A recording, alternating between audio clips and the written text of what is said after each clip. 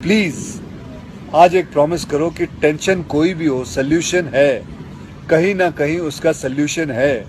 और वो सोल्यूशन आत्महत्या बिल्कुल नहीं है, कभी नहीं है, किसी हालत में नहीं है। देखो, मैं कितना भी ज्ञान दे दूं, सोचना आपको खुद ही है कि आपकी जान आपकी सबसे कीमती चीज है। चाहे कोई भी बड़े से बड़ा स्ट्रेस हो लाइफ में, एक बार इमेजिन करो अपने माँ बाप की हालत अगर उन्हें पता चले कि तुमने अपनी जान ले ली है, खुदकुशी कर ली है। शायद आप सोच भी नहीं सकते कि उनको कैसा फील होता होगा। एकदम डायरेक्ट बोलूं, दिल से बोलूं, मेरा पहला नेशनल अवार्ड जो मुझे आज हमारे आदरणीय राष्ट्रपति जी के हाथों से मिलेगा, मैं बता नहीं सकता कि कितनी खुशी हो रही है।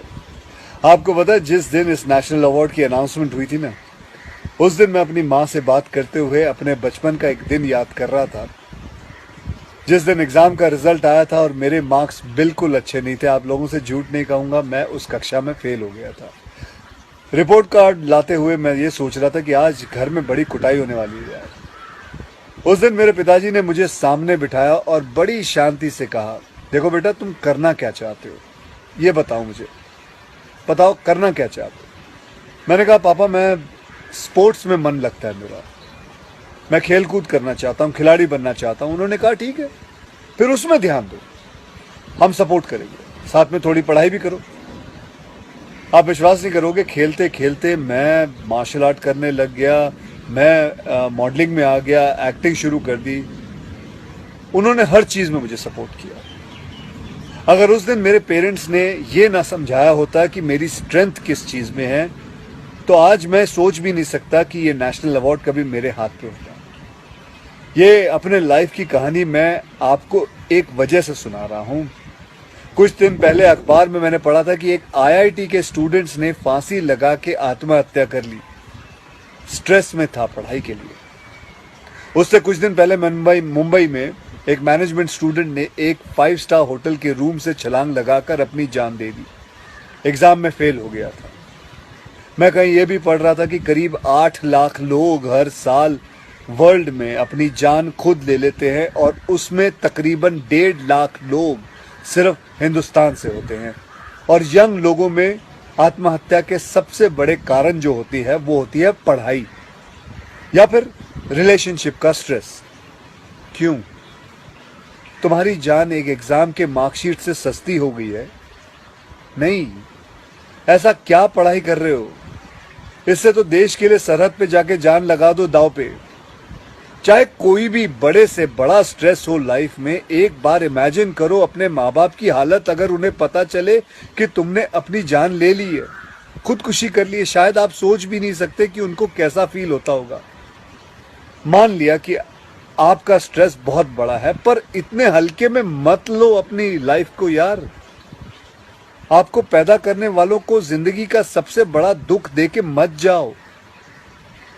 और पेरेंट्स से भी यही कहूंगा, यही पूछना चाहूंगा कि कहाँ गए वो जमाना, कहाँ गया वो जमाना जब आप लोग अपने बच्चों के साथ डिनर टेबल पे बैठ के बातें किया करते थे, पूछा करते थे कि कैसा चल रहा है, आपके दोस्त कैसे हैं, पढ़ाई कैसी चल रही है। आज आपका बच्चा आपको अपना स्ट्रेस कैसे बताएगा जब आप भी अपने फोन में आंखें गाड़ के बैठे हो और आपका बच्चा भी फेसबुक पे फ्रेंड्स ढूंढ रहा है। ऐसा क्यों होता है कि जब बच्चे को हाथ पांव पे चोट लगती है तो आप फट से डॉक्टर को बुला लेते हो, लेकिन अगर उसे दिमाग में स्ट्रेस हो तो हम बस एक लेक्चर झाड़ देते, कहते थे बेटा नो, थिंक पॉजिटिव बेटा, थिंक पॉजिटिव। मेंटल हेल्थ के लिए भी डॉक्टर या काउंसलर से हेल्प लेना उतना ही जरूरी है जितना और किसी तकलीफ के लिए।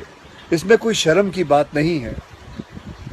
देखो, मैं कितना भी ज्ञान दे दूं, सोचना आपको खुद ही है कि आपकी जान आपकी सबसे कीमती चीज है। कोई स्ट्रेस आए ना तो उसको बोल देना बहुत अच्छा है। अपने अंदर घुलना, उसको अंदर रखना, दबा के रखना बिल्कुल नहीं। किसी दोस्त को बोल दो या अपने माँ बाप से शेयर करो। मेरे एक फ्रेंड ने उस दिन व्हाट्सएप पे एक बहुत काम की बात फॉरवर्ड की थी।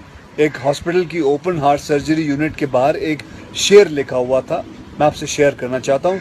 वहां लिखा हुआ था कि अगर दिल खोल लेते अपने यारों के साथ तो आज खोलना ना पड़ता औजारों के साथ।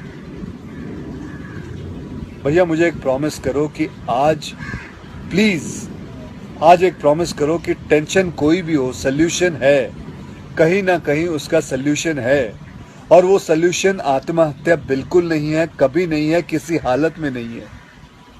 अपना ध्यान रखो, मिलते हैं फिर। को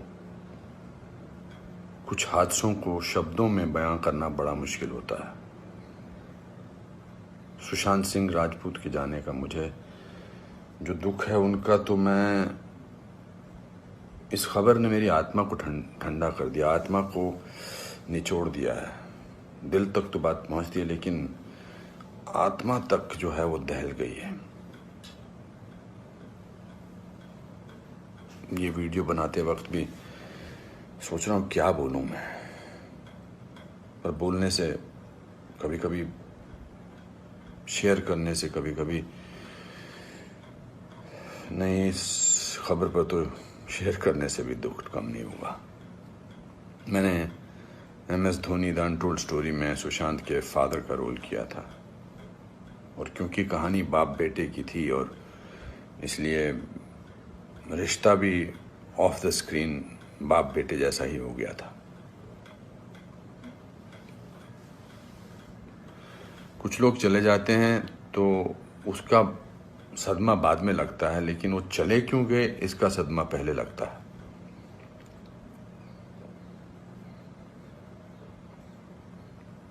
आई थिंक लोगों का एक दूसरे से बात करना बहुत ज़रूरी है। लोगों का एक दूसरे का दुख पहचानना बहुत ज़रूरी है। लोगों के एक दूसरे की तकलीफ़ को जांचना या तकलीफ़ को महसूस करना बहुत ज़रूरी है आज की दुनिया में। आज की दुनिया में हम बहुत ज़रूरी है कि हम सामने से पूछें कि क्या तकलीफ़ है तुझे, क्या अकेलापन महसूस हो रहा है, क्या महसूस कर रहे हो तुम मेरे दोस्त। क्योंकि जो जिस तकलीफ़ से जूझ रहा होता है उसका बयां वो खुद नहीं कर सकता, वो हमें पहचानना है।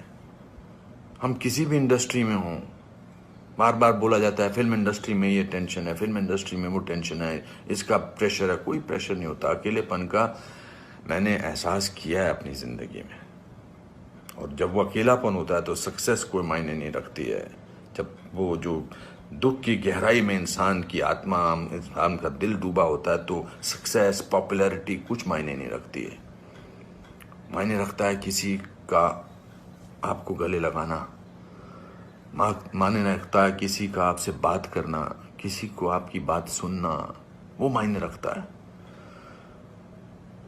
उसके घर वालों के बारे में सोच रहा हूँ सुशांत के, उनका क्या हाल होगा। मैं तो फिल्मी बाप था उसका, तो मैं इतने तकलीफ और दुख से गुजर रहा हूँ, तो उनके जो खुद के पिताजी हैं, उनके घर के बाकी जो मेंबर्स हैं, उनका क्या हाल होगा। 34 साल का लड़का,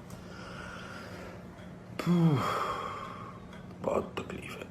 मैं बड़ा पॉजिटिव आदमी हूँ और इस लॉकडाउन में मैं बहुत पॉजिटिव रहा हूँ। मैंने अपने आप को बहुत संभाला है, लेकिन इस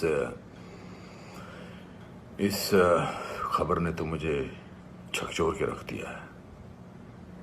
बहुत ही was very very positive, very energetic. Anupam ji ऐसे ट्राई करते हैं, अनुपम जी ऐसे ट्राई करते हैं। कभी मैं उसको कहता था यार शांत हो जाए यार प्लीज़। कहता नहीं आपने तो अपना करियर बनाना है, मुझे करना है। He will constantly keep rehearsing scenes with me.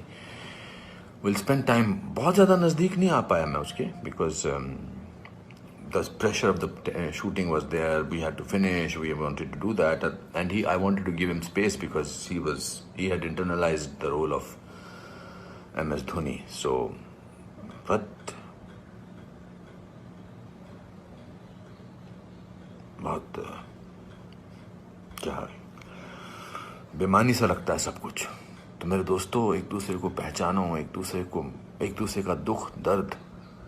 ऐसे ही पैंडेमिक ने, ऐसे ही हमारे हालात अजीब से कर रखे हैं। इस पूरे लॉकडाउन ने हमको अकेला कर रखा है। तो इस त्रासदी से, इस घबराहट से हमको समझना चाहिए एक दूसरे का दर्द, एक दूसरे की तकलीफ, एक दूसरे का अकेलापन समझना चाहिए और बढ़ावा देना चाहिए प्यार को, पॉजिटिविटी को, कंपैशन को।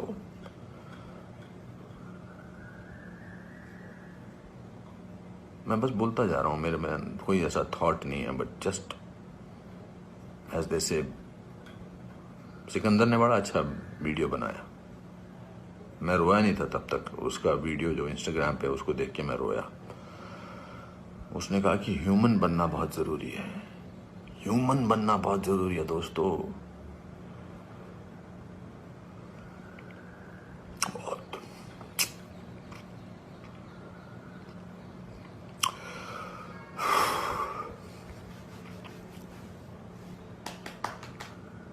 चलो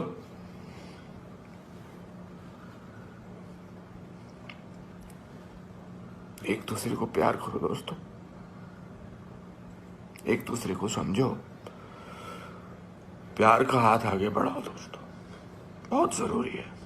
वरना हम अकेले हैं, अकेले रह जाएंगे। एक अकेले इंसान को दूसरा अकेला इंसान मिले तो वो अकेला नहीं होता है। प्यार बांटो।